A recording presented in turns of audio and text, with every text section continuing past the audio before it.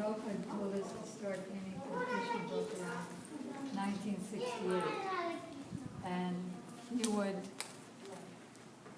he would dictate in the little dictaphone machine where you could either control it by your hand or your foot, that old-fashioned big black dictaphone machine. And then Satsrup, at that time he was married, he would type, or was he a brahmachari? He would type and edit Prabhupada's words, he would transcribe. And then I would hear the tape and think of pictures.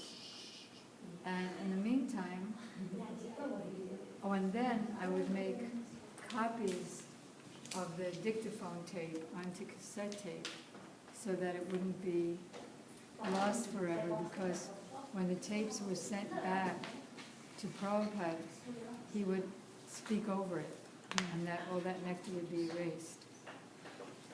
So in the course of our beginning to paint for the Krishna book, Prabhupada sent me a little print of this, which was about this big. And he said, this is the standard that I want you to follow for the Krishna book. This is the style I want.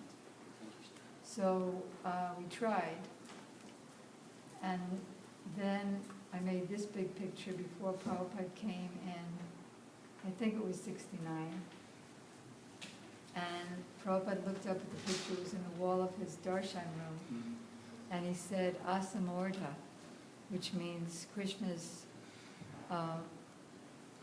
no one is equal to him, and no one is greater than him.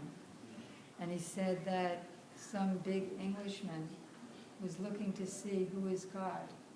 And he went to the Shiva temple, he went to India. He went to the Shiva temple, Durga temple, Kali temple, and they were all doing some work. But Krishna was just enjoying, so he realized, oh, this is God, simply enjoying. And then,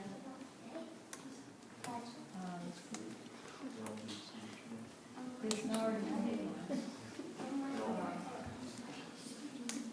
the first one from 1967, Prabhupada gave me a little picture about this big, which he ripped out of a book in Hindi. And I made a copy of it in a painting about half that size, which he had on his wall, and he liked it. Then I went to Boston. That was in New York. Then I went to Boston, and I figured, well, let me make it better. So I went to the Boston Museum, to the art section, and I copied a redwood forest of America and gave him a Jesus Christ kind of like diagonal cloth instead of a regular Indian dhoti. And I made him with muscles and gaunt cheeks. I thought that this would really attract people like the Mona Lisa does. So we sent it to San Francisco, and all the devotees were praising it and saying it helped our kirtan so much, we were jumping to the ceiling. But then Prabhupada went to San Francisco, and when he saw it, he hated it. He said the first one you did was looked like a first-class brahmachari, and this one has meat-eater beauty.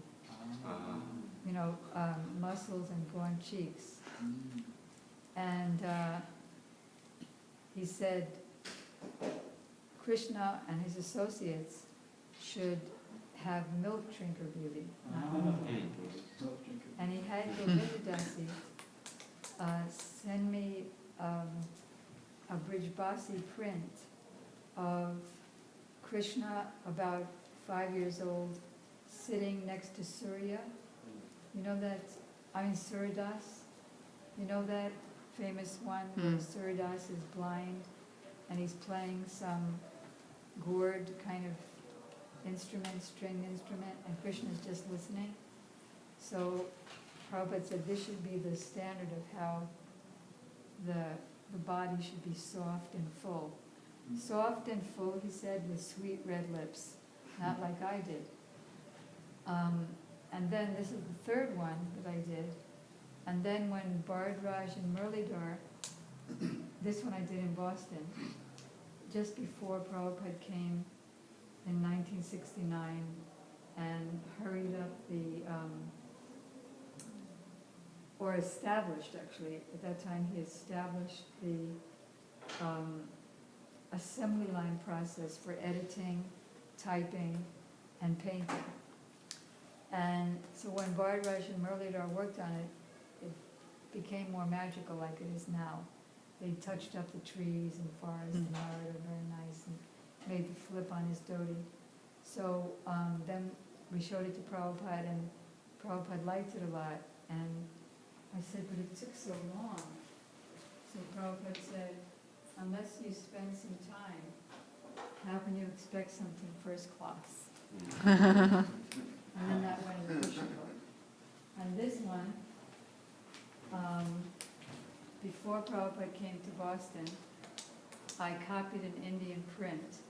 And the only thing I changed was, I told you about this last night, the only thing I changed was, instead of blue, like the Brijbasi print had, I made him green, because Prabhupada said he was green like grass, is green like grass. So then, when Prabhupada was there, it was hung, say, here's his Vyasasana, and it was hung on the wall diagonal to his Vyasasana, and so that he could easily see it. So one day I came late for the kirtan because I had a fight with my husband, and so I was late and I didn't come in until the middle of the Jayadwani prayers, and I'm full of, un-Krishna conscious thoughts. And the devotees were just getting up from the Jayadwani prayers. And Prabhupada called out to me across all the 100 or 200 devotees in the temple room. This was on Alston Street. And he could have yelled at me because he's in everybody's heart and knows what everybody's doing and thinking. But instead he pointed to the painting and said, did you do this? And I said, yes. So he said, you are already in Vaikuntha. Just to show how encouraging Prabhupada always is. And then, this one is just for the third canto of Srimad Bhagavatam. Because we did it when Prabhupada wasn't there, there's nothing to relate about Prabhupada's any discussion with him. But if I remember correctly, this is Devahuti, and she's getting a vision of Krishna at the time of devastation of the universe, and Krishna is lying on a banyan leaf, sucking his toe in order to taste the nectar that the devotees taste in serving his lotus feet, which is the same reason that he came as Chaitanya Mahaprabhu, to taste that nectar of the highest service, the service of Srimati Radhika. And this, I don't remember any exchanges with Prabhupada, except that this was around 1969, and it was done for the same temple that Radha and Gopi Vallabha were installed in, that 49 North Beacon Street temple. And this was on the altar, maybe under Jagannath, Lord Jagannath on the altar. Is this the same Lord Jagannath? Yeah. Prabhupada had to paint Jagannath. Wow. Same Jagannath? Oh, this is different? Smaller? Mm-hmm. Yeah. And then this one, I was actually just reading about this one today, because, why? Because I'm working on the art book. Gurudev told me to do an art book of all the paintings that I did for Srila Prabhupada and himself into one big coffee table size book. So I had done a Panchatattva before for the first temple, 26 Second Avenue, and it wasn't, technically speaking, it was very, like a 5-year-old did it. So I didn't know if it was all right to make the same painting over better. if that was bona fide. We didn't know anything about anything. So I wrote to Prabhupada, and he wrote back, because we were now doing paintings for his reprint of the Teachings of Lord Chaitanya, which the first printing, under Prabhupada's guidance, Sundar and Govindadasi, who were his personal servants and traveling assistants for a couple of years, including in Boston, under his direction they had done line drawings for the, if you've seen that old, and that was done under Prabhupada's direction. And I remember Sundar was doing, in New York, he was making some drawings for that of Chaitanya Mahaprabhu, and he was making Mahaprabhu with muscles. So Prabhupada told him, Chaitanya Mahaprabhu is strong and powerful, obviously he can breathe in and out universes, but he doesn't need muscles. So after that, muscles were stopped. So anyway, so then, because in early 70s, we were doing, Prabhupada wanted colored versions of all the line drawings. Same exact composition, because they were done under his direction, but in colored painting. So I wanted to use a better Panchatattva than I had done previously. I'd done 1 or 2, maybe even 3 for the different temples that were coming up. But I wanted to make one technically better, like a little bit 3D. So I wrote to him and I said, is it okay to do that, to make it technically better? The same exact picture. And he wrote that, yes, make it better, and go on painting, and by painting, go on making the pictures better and better, and by so doing, you will go back to home, back to Godhead. So, and that reminds me that when we were with Srila Prabhupada at the airport, he was going from New York to Boston the first time, and not Boston, India, in 1967.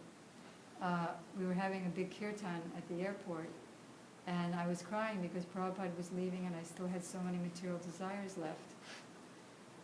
So like, what's going to happen when he goes? So when we were when we were still bowed down, and then we were halfway up, and Prabhupada kneeled down to me and did that, you know, what the father does with his son. Hey, what's your name? Bhakta Vic, Vic Farinelli. Vic. Yes. You weren't back there back in the day, were you? No, I 'Cause you look first very came in familiar.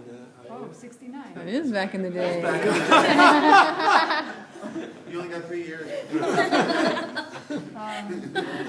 Probably here. So Prabhupada did that on my chin, and he said, just paint and that will be your perfection. So this was what we did after that letter of his. And then I asked him questions like, should I make Chaitanya Mahaprabhu smaller than the other Panchatattva members, since he's further back? You know, like it's going back. So perspective, right. So Prabhupada wrote that, no, they're not in perspective. They're all in a straight line. So they should all be the same size. And Chaitanya Mahaprabhu perhaps a little bit bigger. So this is only, looks like that for the design's sake, but actually they're all the same line. And then in the original Panchatattva that I did, there was an Om sign over Chaitanya Mahaprabhu with Radha and Krishna's, like their bust over Mahaprabhu. And Prabhupada said, this is artist's imagination. So better to make a garden in the background. So that's why that. I think the Yeah. Rupa has